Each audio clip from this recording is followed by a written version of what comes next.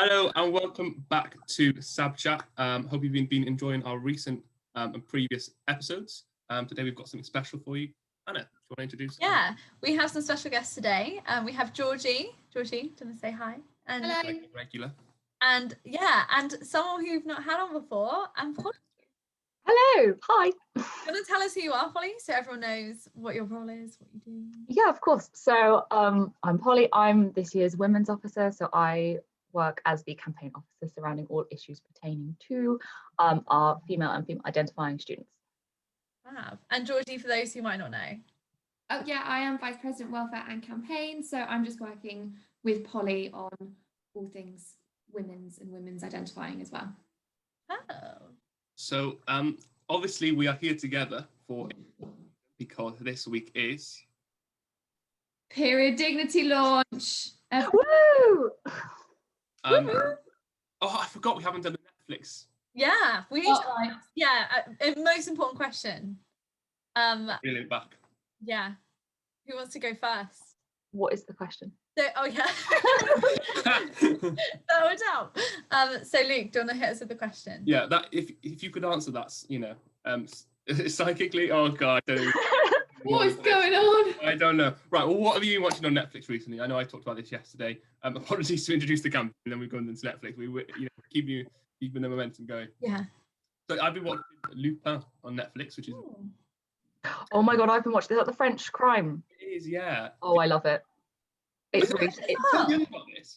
Yeah, it's amazing. It's like me and my mum started watching it because we were like, oh, we like a crime drama, and we were like, oh, let's just watch that, and we put it on, and we got like 20 minutes in, and I was like, this is the like best trash I've ever seen. I love it so much. It's like the French version of Sherlock, and it's based on a book called Arsène Lupin. Sherlock. It's very good. Oh, Polly, is there anything else you're watching? I have had a lot of essays recently, so I've been doing the classic thing where I just binge something that means absolutely nothing. So I have got through 2 seasons of Virgin River, which love that. Yeah, which I mean is essentially a slightly more grown-up Gilmore Girls, and I finished Gilmore Girls, so I was like, I must have something else that isn't sort of vaguely comforting and set in the forest. Like that's literally it. That's the whole thing. I actually love Virgin River. I remember when I started watching it, I was like, no one's talked about this, and like, is this like a cool thing to watch? And I know. It's like, it's just something that's just, yeah, I enjoy it. I think it's because it gradually, like, progressively got a lot worse as the 2 seasons went on, which was really sad. But the first season I really liked, and then the second season I think they changed the writer, so it went a bit. Yeah, I think I've attached to the characters. So you know when you like watch something. Yes. Yeah. I want to know what happens. Yeah. Mm-hmm. Georgie, what about you? What are you watching? I don't know. We had a bit of a chat about this in morning meeting yesterday with the other Sams, and I was like, a lot of the time I'm just finishing work and going and sitting in with like mum and dad, and end up just watching like home renovation stuff, and I'm like, I'm basically a 50-year-old woman at this point. Sorry, mum just having like shout. Can't believe she's gonna be like. But no, I forgot something that I watched the other week and was actually really, really good. I watched Grand Army on Netflix, which is based in Brooklyn, I think, and it's a school, and it's like explores like high school students and like their trials and tribulations and all that sort of thing. And it was actually really, really good. Like there's a lot of kind of content warning stuff, but it's like really well done. Some of the episodes I was a bit like, what is going on? But like it was actually, yeah, it was quite cool. And I also watched Cheat, which I told Hannah about yesterday. Oh yeah.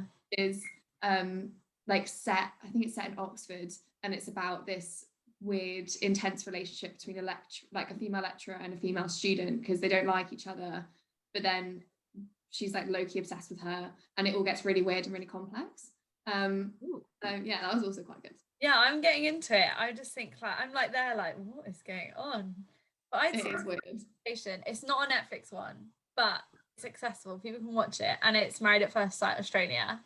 And you know what? I love it. Like I am just like all about something. You just don't have to think of anything else. You can just switch off and watch TV that is just not related to your life. It's great. I recommend. Yeah. I don't think there's been one series that someone's mentioned on this Netflix I've seen. happens every Oh, you got a long list to get started then. Yeah, we'll write it down for you, Link. Yeah, make note. But yeah, let's hop right in. Now we kind of like dived into the first question. Let's, dive into this period dignity campaign. Where did it start? What is the story? What happened? What initiated it? Do you want me to take this one, Polly, and then just shout? Yeah, go for it. Okay, so it was from the SABs last year. They realised that it was something they really, really wanted. They wanted to push, and they all did an amazing job to secure funding from HEFCO, which is Higher Education Funding Council for Wales. I'm surprised I got that right first go.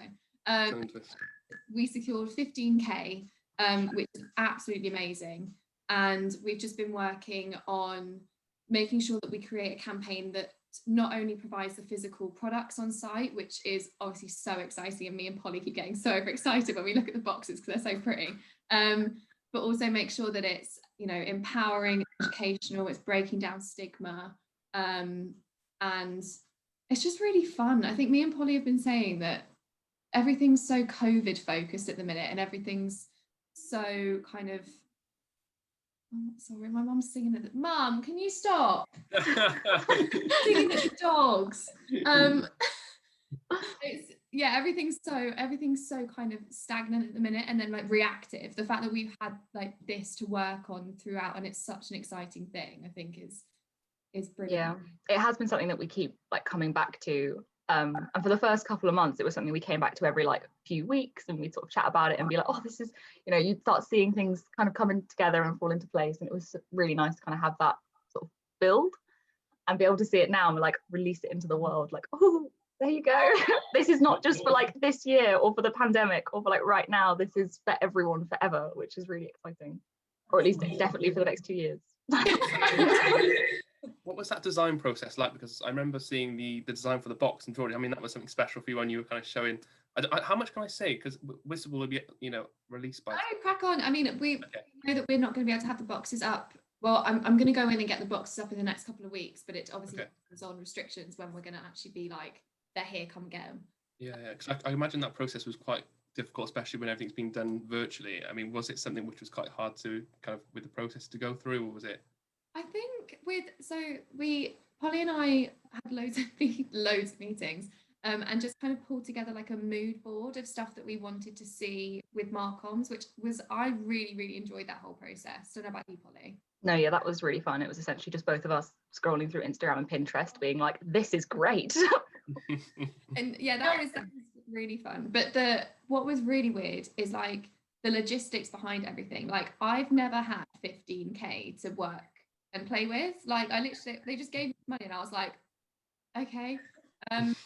So like the whole process of like with procuring the company was so like nothing I've never done. I've never done anything like it before. That was really, really interesting. And we secured TOTM, who we love. They're such a great company. They're local, they're sustainable, they're all the fun things. But the bane of our existence at the moment are these bloody dispensers. It's the kind of thing I think everyone in every sort of, when someone's trying to do something like this, like a campaign, proper like get something out and up, like a physical thing, there's always one thing that just holds everything back, and it's just been these dispensers for us. At every meeting we have, we're just like, still no further on the dispensers, still working on that one, trying to find something. They're just gold dust. I don't know what it is. Are. As in like buying them, like getting them. You can't find them. No one's making them. What? Because what we want to make sure that the dispensers are obviously like sustainable and like do what they need to do. And all the ones that we found that we can buy kind of on bulk are ridiculously expensive, all made of like metal and are really bulky and heavy, and just like it's just so expensive. But luckily TOTM are like creating a prototype of like recycled acrylic, and that's I think so. Specific for the products. Well, they do currently. What we're having instead of the dispensers is we've got just little sort of boxes where we fill the products in, but we wanted them to be sort of more bulk so people don't have to go around and refill them the whole time. But because of that, TOTM already make these kind of recycled acrylic boxes that are just very little, and we were like, can we have that? Really big. Scale it up. And what about where did the I mean, I suppose that a lot of planning went into where the boxes were going to go, where the dispensers were going to go, planning around, you know, accessibility around campus. Is that something, you know, is it going to be accessible around campus? Are there kind of targeted zones or? Yeah, so this is something that me and Georgie at the very beginning when we went into this together, because we both had on our manifestos similar but ever so slightly like different things, and we kind of came together and we were like, yeah, your idea is great, like let's do both of those in one, like teamwork, let's make it happen. And so it was a really big thing for us that it was that these products would be available to everyone that needed them. So they're across campus, hopefully in the future. Currently right now we're just in the SU because of COVID. Hopefully in the future we do have sites set up sort of ready to go for when we are able to. Yeah, so we're hoping to get, how many points do we have currently in the SU? Is it 4? We've got 3 at the moment. So there's welcome desk by the gender neutral toilets downstairs in Urplas, and then upstairs where the new loos have gone, which is really exciting because no one's actually been in the SU and seen the new loos yet. Yeah. But how many, is there like 12 new? There is, there's a lot, isn't there? And it's like, yeah, it's exciting. We've got a really cool design that all like people's front doors. Cathays. It's like a street in Cathays, and like That's really cool. Yeah, so we got one there as well. But yeah, with the we want to make sure that when we're getting it across campus, obviously there's more student footfall, but also we want the dispensers ready to go, because we don't want to be asking estates or kind of faculty staff to be refilling these tiny little boxes, because I think people just get fed up and then students want the product. So we want to have the dispensers ready, and I don't think it should take too long. It's just this whole how long have we been doing this now, Polly? Since before the beginning of first term. We had our first meeting about this in summer. That is exciting, because I was going to say earlier, I feel like this is your baby, because like Georgie and Polly, you've worked for so long on it, and like it makes it, I had to put it, you do it, you've done it right, like you've put the attention to it, and it's taken you so much time and dedication. I love it. I'm really excited for you both, like to see this actually there, you know, like just how exciting. Yeah, we're so excited for the launch as well, because even though we're not, because we were almost like, we don't want to launch and say, well, we've got the products, but you can't get them because COVID. So we're excited that the launch is going to be kind of the content and the all of the kind of content that we've been working on since, like Polly said before first semester. We're releasing that to like give people a bit of a taster of like what's to come, and then as soon as we can get in the building, as students can get in the building and use the products, they will be there and ready to go, which is great. I suppose I think, is that my internet gone? Hello? Okay. I know you mentioned at the start that the campaign, obviously this is a major part of the campaign, but a lot of it is also around the stigma. You know, for myself, I obviously have experiences from you know, friends and girls around me, but I guess I'll never truly know what the experience, what am I going into?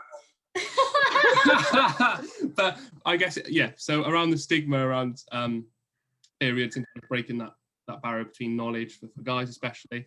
Do you want to talk a little bit more about that and kind of that part of the campaign? Yeah, so I'll kick off, Polly, and then literally just shout at me. But we wanted to just make sure that this campaign wasn't just directed at those that menstruate, because I think there is such a kind of disconnect between those that do menstruate and those that are like, oh, periods, like what is going on? And it's just kind of allowing women and those that menstruate to feel empowered with everything to do with their body and bleeding and everything. Like, being brutal, if there weren't periods, none of us would be here. So I think people just kind of need to get over it, and we just want to give a platform and give resource to allow people to do that.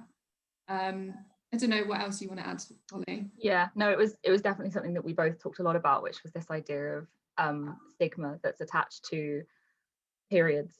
So yeah, it was really important to us to like break down the stigma and to try and like figure out a way to like talk about it widespread on campus, so not just with our menstruating students but with everyone.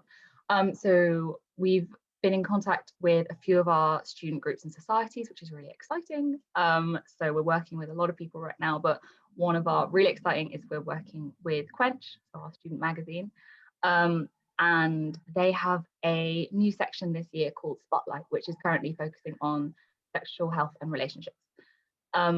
which is great. And they've done amazing work this year, especially for being a new section. They've put so much out and it's been incredible. They have an Instagram, you should follow it, it's really fun. But they're doing this really lovely thing with us where they're going to do, I think, a monthly or bi-monthly sort of article series, sort of discussing all aspects of sort of menstruation, periods, sort of shame, stigma, and like the health surrounding periods and that kind of thing. So I'm really excited about that. I'm really looking forward to it. We're currently in talks about kind of how that's going to work, but it's really exciting. I love that. It's a nice thing to almost like touch on the educational side and like overcome that stigma. Is there like ways students can get involved? I don't know, like is there, I know that you've probably involved people throughout the process, you know, what's kind of.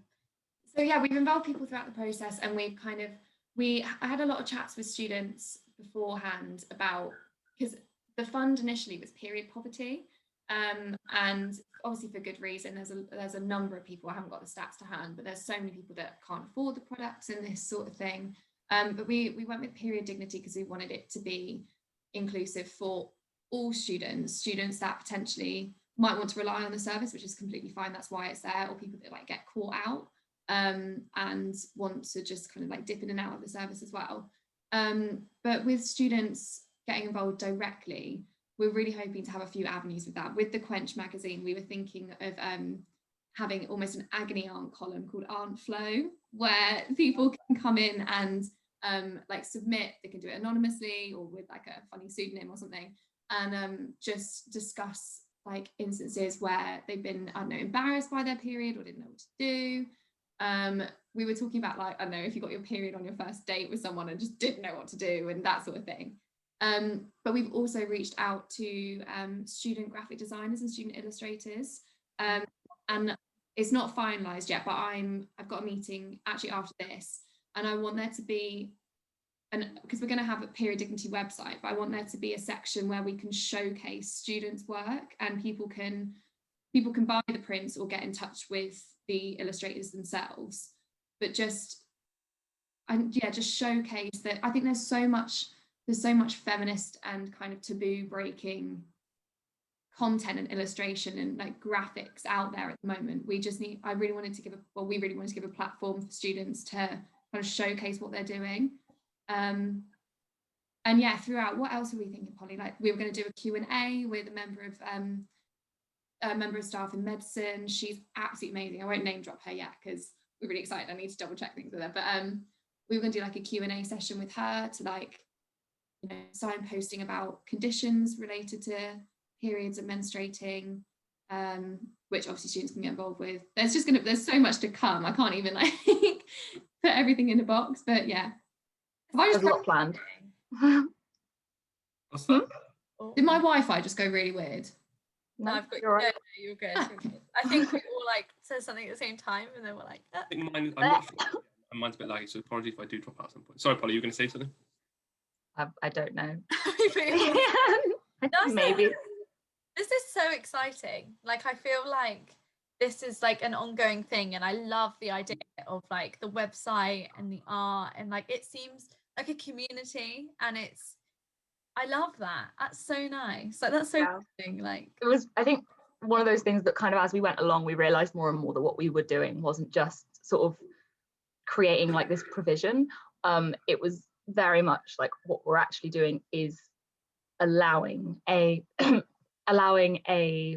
platform for people to talk about this, and therefore like creating a space where people can just be in and be able to kind of discuss these things, which is really cool. So yeah, it is like a community. It's kind of building this community space and platform that people can just have, and it's lovely. It's been really exciting.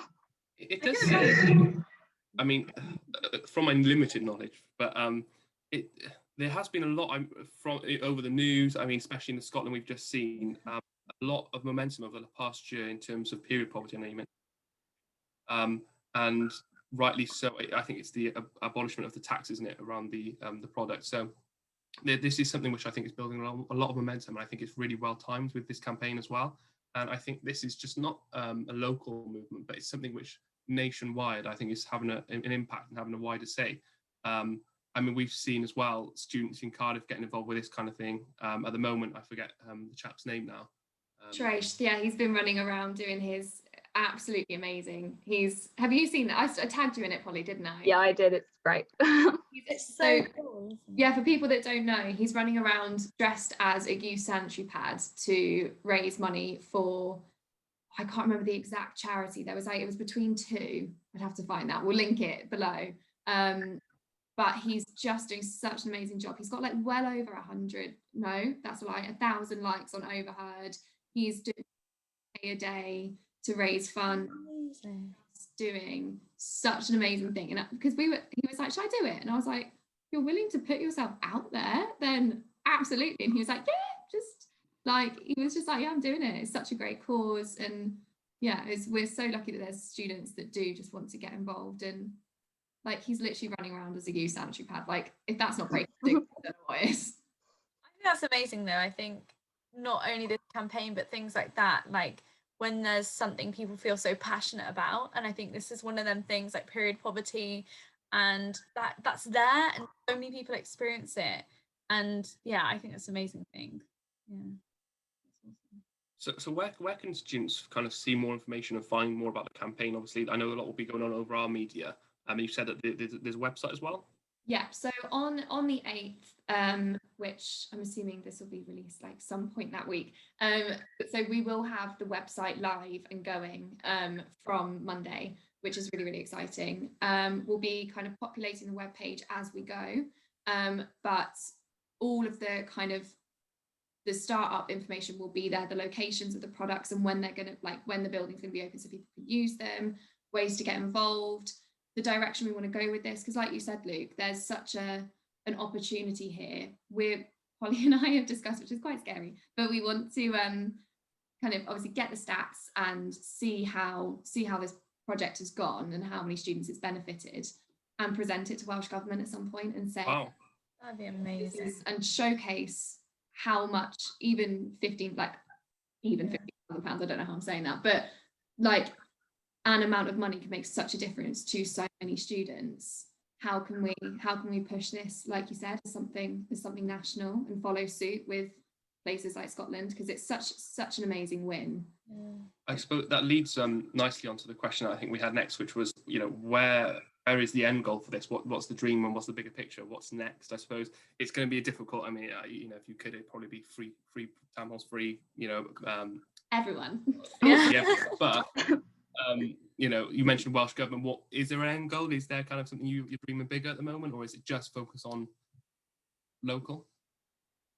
Do you want to go, Polly, or do you want me to? So I guess, yeah, it's what we're looking to do is to make, like, on a very sort of ground level, we want to make sure that what we're doing now and the provisions we're putting in place are able to continue beyond just us and beyond just the money that we currently have sort of given to kind of fund it. And so to do that does involve asking the Welsh Government to continue funding it.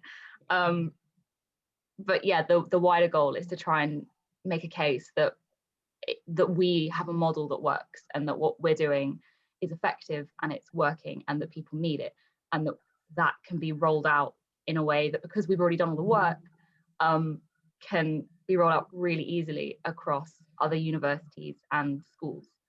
So yeah, it's kind of following a Scotland model and trying to push for that in Wales, I guess, is kind of the wider thing.